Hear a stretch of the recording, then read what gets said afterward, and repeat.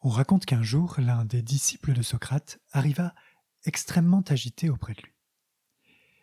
Il vint lui raconter que l'un de ses amis lui avait dit des choses très déplaisantes à son sujet. Socrate l'invita d'abord à se calmer. Puis il demanda à son disciple d'attendre 1 minute. Avant d'entendre ce qu'il avait à dire, son message devait nécessairement passer à travers 3 filtres. S'il ne passait pas ces filtres, c'est que ses propos n'étaient simplement pas dignes d'être écoutés. Le disciple accepta, et Socrate commença par lui poser cette première question. « Es-tu absolument certain que ce que tu t'apprêtes à me dire est vrai ?» Le disciple réfléchit un instant. Il bafouilla que non, pas vraiment, que c'était juste une façon de voir les choses, personnelle, et qui ne reposait pas vraiment sur la vérité. D'ailleurs, ce point de vue n'était peut-être pas du tout malveillant. Le philosophe reprit. « Tu ne sais donc pas si tout cela est vrai ou non ?» Le disciple admit que non, il n'en savait rien. Socrate poursuivit par une seconde question. « Ce que tu veux me dire, est-ce quelque chose de bien ?» Le disciple se mit à rire nerveusement. Non, bien sûr, il n'y avait rien de bien dans ses propos. Au contraire, ces mots allaient certainement le blesser, le vexer, l'affliger. « Tu vas donc me dire quelque chose de mal, sans être sûr que ce soit totalement vrai ?» Le disciple admit que c'était le cas. Socrate lui posa alors une troisième question. « Ce que tu es venu me dire à propos de mon ami, va-t-il me servir ?» Le disciple hésita. Il ne savait pas si c'était bien utile de tenir ses propos. Cela l'éloignerait sans doute de son ami, or s'il ne savait même pas si c'était vrai, le faire savoir était certainement inutile. À ces mots, le philosophe refusa d'écouter ce que l'autre était venu lui dire. « Si ce que tu souhaites me dire n'est ni vrai, ni bien, ni utile, pourquoi donc voudrais-je le savoir ?»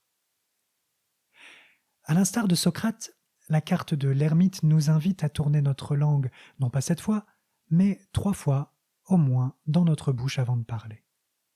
Une fois pour la vérité, une deuxième pour la bonté, une troisième pour l'utilité. Sinon, il vaut mieux faire silence. Et pour aller plus loin, apprenons à lire cette anecdote dans les 2 sens, car si on nous enseigne d'être exigeant concernant ce que l'on dit, il en va de même sur ce que l'on écoute.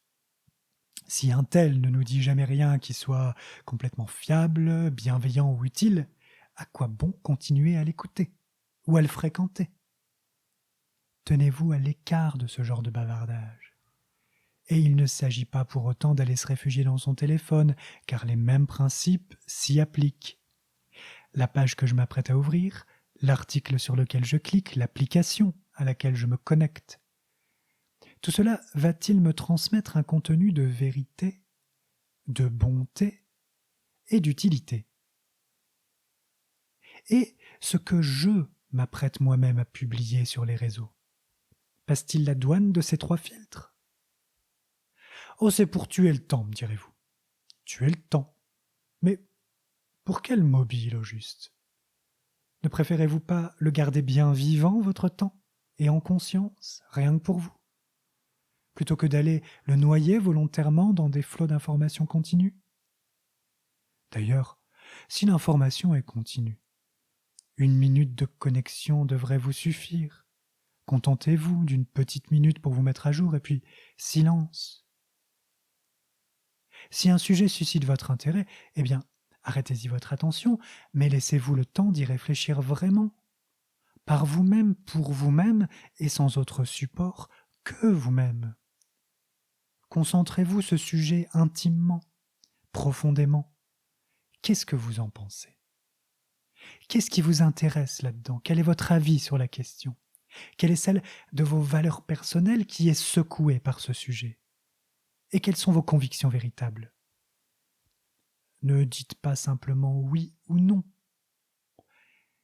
mais prenez le temps de vous demander pourquoi oui, pourquoi non, pourquoi.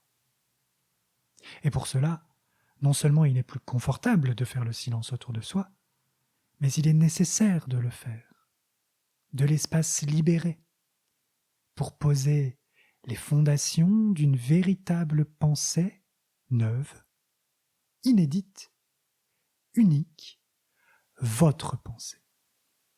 Bien sûr, il est difficile de se déconnecter complètement, mais dans les transports, sous la douche, au volant, même chez vous, dans le canapé, décidez-vous d'allumer la musique. Décidez-vous d'allumer la radio, la télévision, les réseaux, les écrans. Ou bien, n'est-ce que par habitude?